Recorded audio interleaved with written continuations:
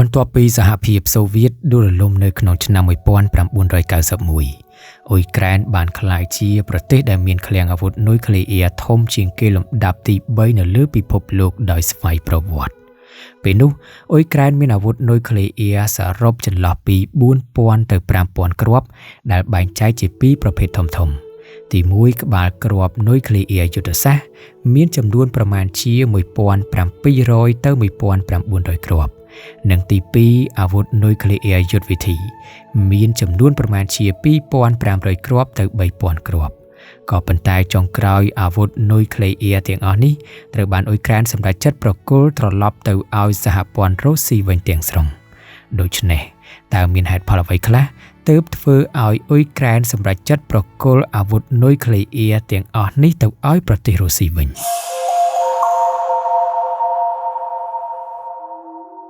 អ៊ុយក្រែនធ្លាប់ជាប្រទេសដែលស្ថិតក្រោមការគ្រប់គ្រងរបស់សូវៀតម្ដងជាពីរដង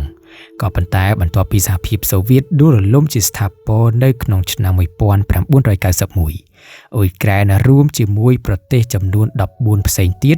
បានប្រកាសផ្ដាច់ខ្លួនចេញពីសូវៀតបង្កើតជារដ្ឋឯករាជ្យរៀងៗខ្លួនក្នុងពេលនោះសហភាពសូវៀតក៏បានប្រែក្លាយទៅជាប្រទេសរុស្ស៊ីរហូតដល់ពេលបច្ចុប្បន្នក្រោយផ្ដាច់ខ្លួនចេញពីសហភាពសូវៀតអ៊ុយក្រែនបានក្លាយខ្លួនជាប្រទេសមហាអំណាចនុយក្លេអ៊ែរធំជាងគេលំដាប់ទី3នៅលើពិភពលោកបន្ទាប់ពីសហរដ្ឋអាមេរិកនិងរុស្ស៊ីដូច្នោះហើយអាវុធទាំងអស់នេះល្មមគ្រប់គ្រាន់អាចឲ្យអ៊ុយក្រែនក្លាយជាមហាអំណាចនុយក្លេអ៊ែរកម្រិតពិភពលោកបានក៏ប៉ុន្តែចុងក្រោយអ៊ុយក្រែនបានសម្រេចចិត្តប្រគល់អាវុធទាំងអស់នេះទៅឲ្យរុស្ស៊ីវិញនៅក្នុងការសម្រេចចិត្តនោះមិនមែនធ្វើឡើងដោយចៃដន្យនោះទេក៏ប៉ុន្តែវាមានហេតុផលជាយុទ្ធសាស្ត្រដែលពាក់ព័ន្ធទៅដល់ដង្ហើមរស់រានមានជីវិតសម្រាប់ប្រទេសអ៊ុយក្រែនទាំងមូលយោងតាមឯកសារ The Trilateral Process The United States Ukraine Russia and Nuclear Weapons ដែលបោះពុម្ពផ្សាយដោយវិទ្យាស្ថាន Brookings Institution ក្នុងខែឧសភាឆ្នាំ2011និពន្ធដោយលោក Steven Piferអតីតឯកអគ្គរដ្ឋទូតសហរដ្ឋអាមេរិកប្រចាំអ៊ុយក្រែនចន្លោះឆ្នាំ1998ដល់ឆ្នាំ2000បានសរសេរយ៉ាងលម្អិតរៀបរាប់អំពីយន្តការការទូតនៅពីក្រោយការរំសាយអាវុធនុយក្លេអ៊ែររបស់អ៊ុយក្រែនលោក Steven Pifer បានកត់ត្រាយ៉ាងច្បាស់លាស់នៅក្នុងរបាយការណ៍របស់លោកថាបន្ទាប់ពីសហភាពសូវៀតដួលរលំអ៊ុយក្រែនបានទទួលមរតកអាវុធនុយក្លេអ៊ែរដ៏ច្រើនសន្ធឹកសន្ធាប់ដែលរួមមានក្បាលគ្រាប់នុយក្លេអ៊ែរយុទ្ធសាស្ត្រចំនួន 1,900 គ្រាប់ក្បាលគ្រាប់ទាំងនេះត្រូវបានបំពាក់នៅលើមីស៊ីលប្លង់អន្តរទ្វីបប្រភេទ SS-19 ចំនួន130ដើមមីស៊ីលប្រភេទ SS-24 ចំនួន46ដើមនិងនៅលើកងយន្តហោះទម្លាក់គ្រាប់បែកយុទ្ធសាស្ត្រប្រមាណជា44គ្រឿងប្រភេទទូ 95 និងទូ 160នេះគឺជាអាវុធដែលអាចបាញ់ឆ្លងទ្វីបបាននិងមានថាមពលផ្ទុះខ្លាំងក្លាក្រៅពីនេះអ៊ុយក្រែនមានអាវុធនុយក្លេអ៊ែរយុទ្ធវិធីប្រមាណ 2,500 ទៅ 3,000 គ្រាប់ដែលអាវុធធុនតូចទាំងអស់នេះដូចជាគ្រាប់កាំភ្លើងធំនុយក្លេអ៊ែរឬមីស៊ីលរយៈចម្ងាយខ្លីត្រូវបានផ្ទេរទៅកាន់រុស្ស៊ីលឿនជាងគេពលគឺបានបញ្ចប់ជាស្ថាពរនៅខែឧសភាឆ្នាំ1992ការពិតទៅការសម្រេចចិត្តរបស់អ៊ុយក្រែនក្នុងការលះបង់ឃ្លាំងអាវុធនុយក្លេអ៊ែរដ៏ធំរបស់ខ្លួននៅដើមទសវត្សរ៍ឆ្នាំ1990ទៅឲ្យរុស្ស៊ីមើលទៅហាក់ដូចជាការសម្រេចចិត្តដ៏ខុសឆ្គងមួយប្រសិនបើយើងមើលពីជ្រុងនៃសង្គ្រាមនាពេលបច្ចុប្បន្ន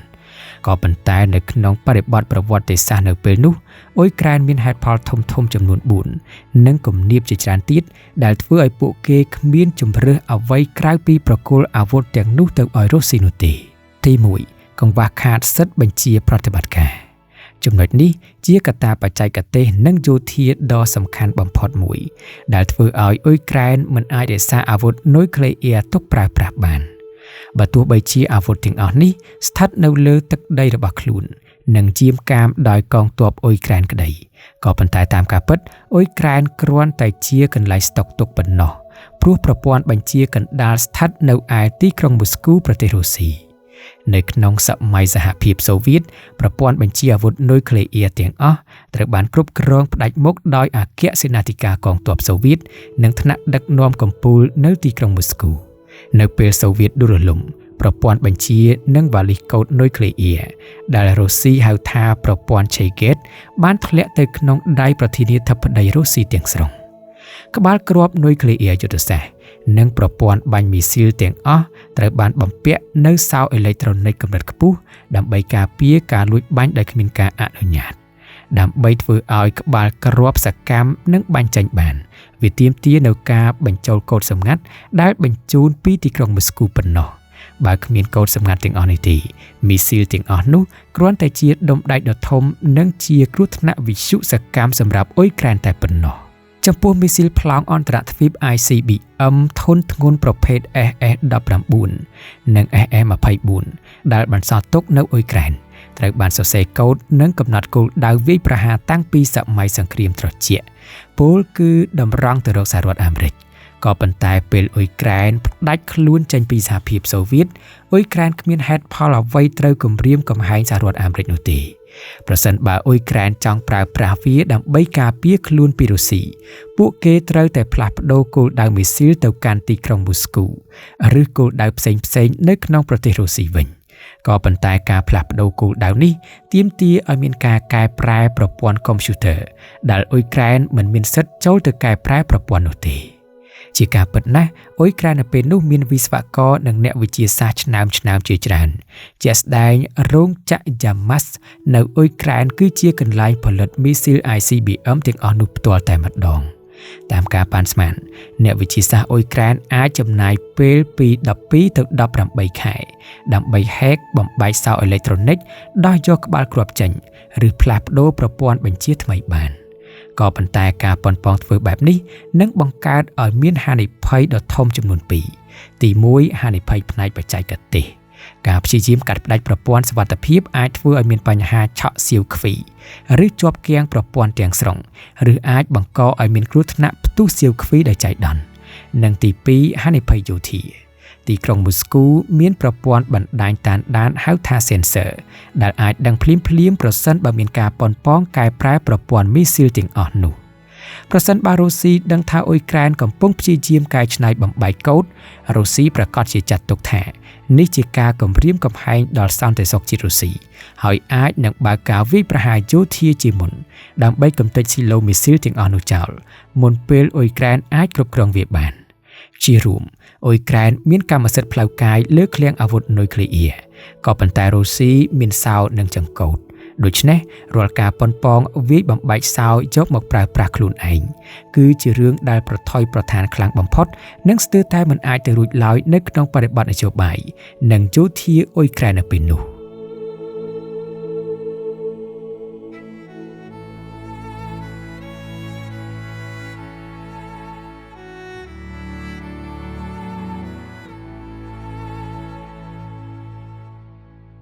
ទី2វិបត្តិសេដ្ឋកិច្ចយ៉ាងធ្ងន់ធ្ងរក្រោយការដួលរលំសហភាពសូវៀតចំណុចនេះជាកត្តាជំរុញដ៏មានឥទ្ធិពលបំផុតមួយដែលបង្ខំឲ្យអ៊ុយក្រែនត្រូវតែយកឃ្លាំងអាវុធនុយក្លេអ៊ែររបស់ខ្លួនទៅដោះដូរយកជំនួយសេដ្ឋកិច្ចដើម្បីសង្គ្រោះប្រជាជាតិរបស់ខ្លួនដែលទើបតែកកើតថ្មីថ្មោងក្នុងសម័យទំនើបនៅពេលសហភាពដួលរលំនៅក្នុងឆ្នាំ1991ប្រព័ន្ធសេដ្ឋកិច្ចផែនការរួមរបស់សូវៀតត្រូវបានកាត់ផ្តាច់ភ្លាមរោងចក្រនៅអ៊ុយក្រែនដែលធ្លាប់តែពឹងផ្អែកលើវត្ថុធាតុដើមពីរុស្ស៊ីនិងទីផ្សាររុស្ស៊ីត្រូវជាប់គាំងចាប់ពីឆ្នាំ1991ដល់ឆ្នាំ1994ផលិតផលក្នុងស្រុកសរុប GDP របស់អ៊ុយក្រែនបានធ្លាក់ចុះជាង 60% អ្វីដែលអាក្រក់បំផុតនោះគឺអតិផរណារូបិយប័ណ្ណបណ្ដោះអាសន្នរបស់អ៊ុយក្រែននៅពេលនោះបានធ្លាក់ថ្លៃយ៉ាងគំហុកដោយអតិផរណាបានកើនឡើងដល់ជាង 10,000% នៅក្នុងឆ្នាំ1993ដែលធ្វើឲ្យលុយស្ទើរតែคล้ายជាក្រដាសហើយប្រជាជនរស់នៅក្នុងភាពក្រីក្រតោកចាក់យ៉ាងខ្លាំងដូច្នេះការមានអាវុធនុយក្លេអ៊ែរមិនមែនគ្រាន់តែទុកវាចោលក្នុងឃ្លាំងហើយអាចយកមកប្រើប្រាស់បានគ្រប់ពេលវេលានោះទេក៏ប៉ុន្តែវាទាមទារការថែទាំកម្រិតខ្ពស់បំផុតនិងប្រកបដោយគ្រោះថ្នាក់ក្បាលគ្រាប់នុយក្លេអ៊ែរនិងប្រព័ន្ធមីស៊ីលត្រូវការផ្លាស់ប្ដូរគ្រឿងបន្លាស់សារធាតុគីមីនិងសារធាតុវិទ្យុសកម្មជាប្រចាំដើម្បីធានាថាវានឹងមិនផ្ទុះដោយខ្លួនឯងឬលេចធ្លាយវិទ្យុសកម្ម ជំរឿននេះអ៊ុយក្រែនត្រូវបង់ប្រាក់ខែឲ្យកងទ័ពជំនាញរាប់ម៉ឺននាក់ដើម្បីយាមកាមកន្លែងស្តុកមីស៊ីលយ៉ាងតឹងរ៉ឹងបំផុតការពារការលួចប្លន់ពីសំណាក់ក្រុមភេរវករឬការលក់ដូរក្នុងទីផ្សារងងឹតអ្នកជំនាញសេដ្ឋកិច្ចនៅពេលនោះបានប៉ាន់ប្រមាណថាប្រសិនបើអ៊ុយក្រែនចង់រក្សាអាវុធនេះទុកនិងបង្កើតប្រព័ន្ធបញ្ជាថ្មីដោយខ្លួនឯងពួកគេត្រូវចំណាយថវិកាពី$3,000 លានទៅ$5,000 លានសហរដ្ឋអាមេរិកដែលជាចំនួនទឹកប្រាក់ដែលរដ្ឋាភិបាលទីក្រុងគៀវពិតជាគ្មានលទ្ធភាពរកបាននោះទេនៅពេលនោះម្យ៉ាងទៀតទោះបីជាអ៊ុយក្រែនមានរោងចក្រថាមពលនុយក្លេអ៊ែរជាច្រើនសម្រាប់ផលិតអគ្គិសនីប្រមាណ 40% នៃអគ្គិសនីទូទាំងប្រទេសក៏ពិតមែនក៏ប៉ុន្តែអ៊ុយក្រែនមិនមានរោងចក្រចម្រាញ់រ៉ែអ៊ុយរ៉ាញ៉ូមនោះទេឥន្ធនៈនុយក្លេអ៊ែរទាំងអស់ត្រូវទិញពីរុស្ស៊ីលើពីនេះអ៊ុយក្រែនពឹងផ្អែកទាំងស្រុងលើការនាំចូលប្រេងនិងឧស្ម័នធម្មជាតិពីរុស្ស៊ីដើម្បីដំណើរការរោងចក្រនិងកម្ដៅផ្ទះសម្បែងក្នុងរដូវរងារុស្ស៊ីបានប្រើប្រាស់បំណុលថាមពលនេះជាអាវុធនយោបាយដោយគម្រាមកាត់ផ្តាច់ការផ្គត់ផ្គង់ប្រេងនិងឧស្ម័នប្រសិនបើអ៊ុយក្រែនមិនព្រមប្រគល់អាវុធនុយក្លេអ៊ែរវិញនោះទេម្ល៉េះហើយដោយសារទាល់ច្រកផ្នែកសេដ្ឋកិច្ចអ៊ុយក្រែនបានប្រើប្រាស់អាវុធនុយក្លេអ៊ែរជាសញ្ញាបៀដើម្បីចរចារកជំនួយមិនត្រឹមតែប៉ុណ្ណោះប្រសិនបើអ៊ុយក្រែនជជែករឹងរូសរក្សាអាវុធនុយក្លេអ៊ែរសហរដ្ឋអាមេរិកនិងសម្ព័ន្ធមិត្តអឺរ៉ុបនឹងចាត់ទុកអ៊ុយក្រែនជារដ្ឋក្បាលរឹងអ៊ុយក្រែននឹងត្រូវរងទណ្ឌកម្មសេដ្ឋកិច្ចធ្ងន់ធ្ងរហើយនឹងមិនទទួលបានប្រាក់កម្ចីសង្គ្រោះបន្ទាន់ពីមូលនិធិរូបិយវត្ថុអន្តរជាតិ IMF និងធនាគារពិភពលោក World Bank បានឡើយបើគ្មានប្រាក់កម្ចីអន្តរជាតិទេ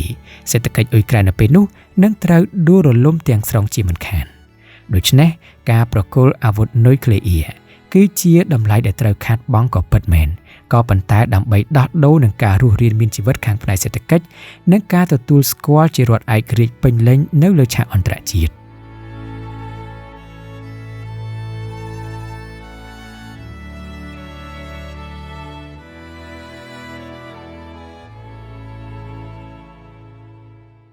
ទី3សម្ពាធពីសហគមន៍អន្តរជាតិជាពិសេសពីសំណាក់សហរដ្ឋអាមេរិកចំណុចស្ដីពីសម្ពាធពីសហគមន៍អន្តរជាតិជាពិសេសពីសហរដ្ឋអាមេរិកគឺជាកត្តាគន្លឹះដែលកាត់ផ្តាច់ជម្រើសរបស់អ៊ុយក្រែនក្នុងការក្លាយជាមហាអំណាចនុយក្លេអ៊ែរក្រោយការដួលរលំនៃសហភាពសូវៀតសហគមន៍អន្តរជាតិមានការព្រួយបារម្ភយ៉ាងខ្លាំងចំពោះអស្ថិរភាពនៅក្នុងតំបន់ហើយបានចាត់ទុកការរំសាយអាវុធអ៊ុយក្រែនជាអត្ថិភាពកំពូលនៅពេលសហភាពសូវៀតដួលរលំសហរដ្ឋអាមេរិកមានការផិតភ័យយ៉ាងខ្លាំងថាភាពវឹកវរផ្នែកសេដ្ឋកិច្ចនិងនយោបាយអាចបណ្ដាលឲ្យអាវុធនុយក្លេអ៊ែរសម្ភារៈវិទ្យុសកម្មឬសូម្បីតែអ្នកវិទ្យាសាស្ត្រនុយក្លេអ៊ែរសូវៀតធ្លាក់ទៅក្នុងដៃក្រុមភេរវករឬរដ្ឋដែលគាំទ្រភេរវកម្មដូចជាអ៊ីរ៉ង់អ៊ីរ៉ាក់និងលីប៊ីជាដើមដូច្នេះគោលដៅទី1របស់ទីក្រុងវ៉ាស៊ីនតោនគឺត្រូវប្រមូលអាវុធនុយក្លេអ៊ែរសូវៀតទាំងអស់ទៅប្រមូលផ្ដុំនៅប្រទេសតែមួយគត់ដែលអាចគ្រប់គ្រងវាបាននោះគឺសហព័ន្ធរុស្ស៊ីក្នុងពេលនោះដែរសហគមន៍អន្តរជាតិបានខិតខំកសាងវិធានការអន្តរជាតិមួយដើម្បីទប់ស្កាត់ការកើនឡើងនៃប្រទេសដែលមានអាវុធនុយក្លេអ៊ែរតាមរយៈសន្ធិសញ្ញា NPT ប្រសិនបើអាមេរិកអនុញ្ញាតឲ្យអ៊ុយក្រែនកាហ្សាក់ស្ថាននិងបេឡារុសរក្សាអាវុធនុយក្លេអ៊ែរនោះចំនួនប្រទេសដែលមានអាវុធនុយក្លេអ៊ែរលើពិភពលោកនឹងកើនឡើងភ្លាមពី5ទៅ8ប្រទេសនេះនឹងក្លាយជាគំរូដ៏អាក្រក់មួយដែលអាចជំរុញឲ្យប្រទេសផ្សេងទៀតដូចជាអាល្លឺម៉ង់ជប៉ុនឬកូរ៉េខាងត្បូងចង់បានអាវុធនុយក្លេអ៊ែរដែរដែលនឹងធ្វើឲ្យពិភពលោកកាន់តែមានគ្រោះថ្នាក់ម្ល៉េះហើយរដ្ឋបាលប្រធានាធិបតីអាមេរិកលោក George W. Bush និងលោក Bill Clinton បានបញ្ជូនសារយ៉ាងច្បាស់និងដាច់អហង្ការទៅកាន់រដ្ឋាភិបាលអ៊ុយក្រែនថាទំនាក់ទំនងល្អជាមួយសហរដ្ឋអាមេរិកគឺអាស្រ័យទាំងស្រុងទៅលើការលះបង់អាវុធនុយក្លេអ៊ែរនៅដើមទសវត្សរ៍ឆ្នាំ1990អាមេរិកមិនខ្វល់ច្រើនពីឯករាជ្យភាពរបស់អ៊ុយក្រែនជាជាងការលុបបំបាត់ការគំរាមកំហែងអាវុធនុយក្លេអ៊ែរនោះទេម្ល៉េះហើយដើម្បីបង្ខំឲ្យអ៊ុយក្រែនយល់ព្រមអាមេរិកនិងលោកខាងលិចបានប្រើប្រាស់យុទ្ធសាស្ត្រគំរាមកំហែងយ៉ាងធ្ងន់ធ្ងរទៅលើប្រទេសអ៊ុយក្រែនអាមេរិកបានប្រមានថាអ៊ុយក្រែននឹងមិនទទួលបានជំនួយហិរញ្ញវត្ថុពីមូលនិធិរូបិយវត្ថុអន្តរជាតិនិងធនាគារពិភពលោកឡើយប្រសិនបើមិនព្រមរំសាយអាវុធនុយក្លេអ៊ែរជំនួយទាំងនេះគឺជាដង្ហើមរស់តែមួយគត់របស់សេដ្ឋកិច្ចអ៊ុយក្រែននៅពេលនោះម្យ៉ាងទៀតបើអ៊ុយក្រែននៅតែចុះចេះការធ្វើសមាហរណកម្មរបស់អ៊ុយក្រែនចូលទៅក្នុងស្ថាប័នអឺរ៉ុបនិងពិភពលោកនឹងត្រូវបិទទ្វារទាំងស្រុង ក៏ប៉ុន្តែស្របពេលដែលសហរដ្ឋអាមេរិកកាន់ដំបងការគំរាមកំហែងដាក់ទណ្ឌកម្មនិងការកាត់ផ្តាច់ជំនួយអាមេរិកក៏បានហុចរង្វាន់លើកទឹកចិត្តសម្រាប់អ៊ុយក្រែនផងដែរតាមរយៈកម្មវិធី Nanluger Cooperative Threat Reduction អាមេរិកបានផ្ដល់ថវិការាប់រយលានដុល្លារដោយផ្ទាល់ដើម្បីជួយអ៊ុយក្រែនក្នុងការរុះរើអាវុធកំទេចស៊ីឡូមីស៊ីលនិងជួយបណ្ដុះបណ្ដាលអ្នកវិទ្យាសាស្ត្រនុយក្លេអ៊ែរអ៊ុយក្រែនឲ្យបដូរទៅធ្វើការងារស៊ីវិលវិញដើម្បីកុំឲ្យពួកគេទៅលក់ចំណេះដឹងឲ្យប្រទេសផ្សេងៗដូច្នោះហើយអ៊ុយក្រែនត្រូវបានគេដាក់ឲ្យស្ថិតនៅក្នុងជម្រើសតែពីរគត់ទី1ខ្លាយជារដ្ឋដែលមានអាវុធនុយក្លេអ៊ែរក៏ប៉ុន្តែក្រីក្រតោកចាស់ឯកោនិងរងទណ្ឌកម្មពីពិភពលោកទាំងមូលឬទី2គឺខ្លាយជារដ្ឋគ្មានអាវុធនុយក្លេអ៊ែរប៉ុន្តែទទួលបានជំនួយសេដ្ឋកិច្ចការទទួលស្គាល់អធិបតេយ្យភាពនិងឱកាសធ្វើសមាហរណកម្មជាមួយសហគមន៍អន្តរជាតិថ្នាក់ដឹកនាំអ៊ុយក្រែននៅពេលនោះបានសម្រេចចិត្តជ្រើសរើសយកជម្រើសទី2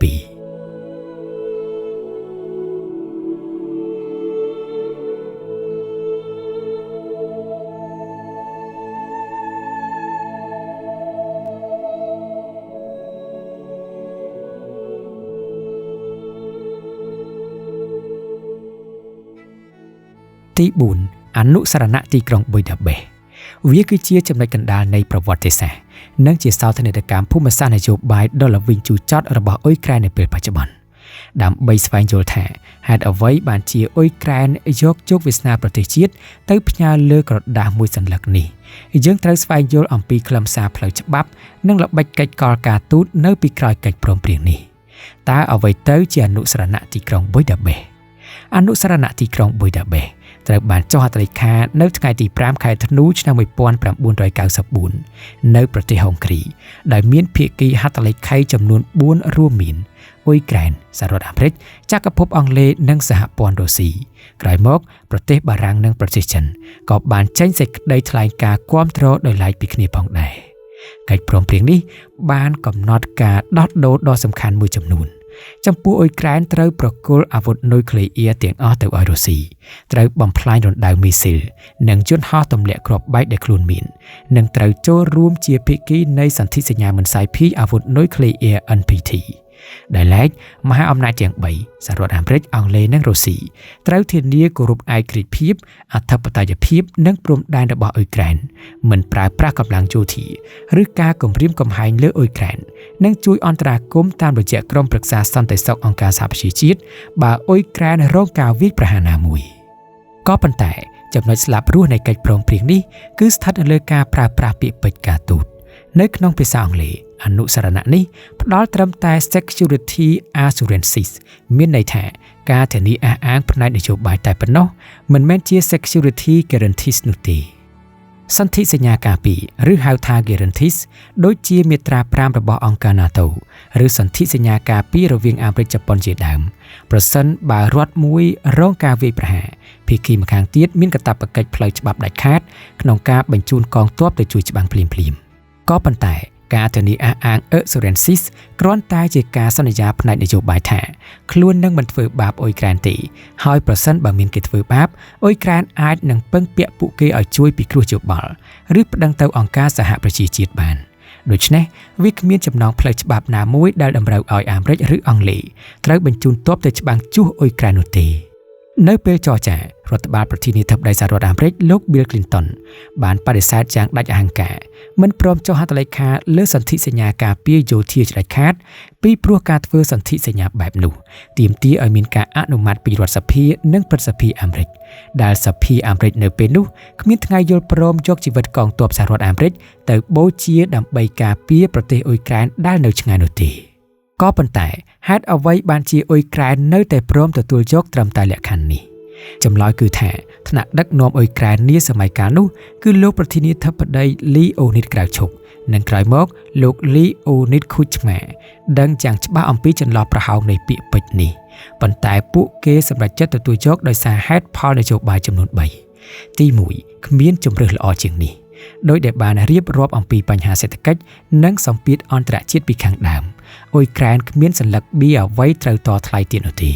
អនុសារណៈនេះគឺជាការធានាដ៏ល្អបំផុតតែមួយគត់ដែលសហរដ្ឋអាមេរិកនិងរុស្ស៊ីអាចយល់ព្រមចុះហត្ថលេខាបានទី2ជំនឿទុកចិត្តលើមេដឹកនាំរុស្ស៊ី នៅទសវត្សរ៍ឆ្នាំ1990ប្រទេសរុស្ស៊ីដឹកនាំដោយលោក Boris Yeltsin មានទំនោរចង់ធ្វើជាមិត្តជាមួយលោកខាងលិចនិងហាក់បីដូចជាគោរពលទ្ធិប្រជាធិបតេយ្យថ្នាក់ដឹកនាំអ៊ុយក្រែនជឿថាថ្ងៃអនាគតរុស្ស៊ីនឹងមិនក្លាយជារបបផ្ដាច់ការដែលត្រឡប់មកឈ្លានពានខ្លួនវិញនោះទេនិងទី3តម្លៃខាងនយោបាយការទទួលបានហត្ថលេខាពីមេដឹកនាំពិភពលោកទាំង3គឺជាការផ្ដល់ភាពស្របច្បាប់និងការទទួលស្គាល់ឯករាជ្យភាពរបស់អ៊ុយក្រែនជាផ្លូវការនៅលើឆាកអន្តរជាតិដែលជាអ្វីដែលប្រទេសទើបនឹងកកើតមួយនេះត្រូវការបំផុតនៅខែមិថុនាឆ្នាំ1996ក្បាលគ្រាប់នុយក្លេអ៊ែរចុងក្រោយបង្អស់ត្រូវបានដឹកជញ្ជូនតាមរថភ្លើងចេញពីអ៊ុយក្រែនទៅកាន់ប្រទេសរុស្ស៊ីរណ្ដៅមីស៊ីលស៊ីឡូត្រូវបានបំផ្ទុះបំផ្លាញចោលអ៊ុយក្រែនបានក្លាយជាប្រទេសដែលគ្មានអាវុធនុយក្លេអ៊ែរទាំងស្រុងនិងទទួលបានការកោតសរសើរពីពិភពលោកក្នុងនាមជារដ្ឋគំរូនៃសន្តិភាពក៏ប៉ុន្តែការសម្រេចចិត្តបោះបង់អាវុធនុយក្លេអ៊ែរនៅក្នុងឆ្នាំ1994នោះគឺជាប្រធានបទដ៏ល្វីងជូរចត់បំផុតសម្រាប់ប្រជាជនអ៊ុយក្រែននៅពេលបច្ចុប្បន្ននៅពេលដែលរុស្ស៊ីចូលកាន់កាប់តំបន់គ្រីមៀនៅក្នុងឆ្នាំ2014និងបើកការឈ្លានពានទ្រង់ទ្រាយធំនៅក្នុងឆ្នាំ2022វាគឺជាការហែកចោលនៅអនុស្សារណៈទីក្រុងបុយដាបេសទាំងស្រុងអ្នកនយោបាយអ៊ុយក្រែនជាច្រើនយល់ឃើញថាប្រសិនបើពួកគេនៅរក្សាអាវុធនុយក្លេអ៊ែរយ៉ាងហោចណាស់មួយចំនួននោះរុស្ស៊ីប្រហែលជាមិនហ៊ានឈ្លានពានទឹកដីរបស់ខ្លួនឡើយ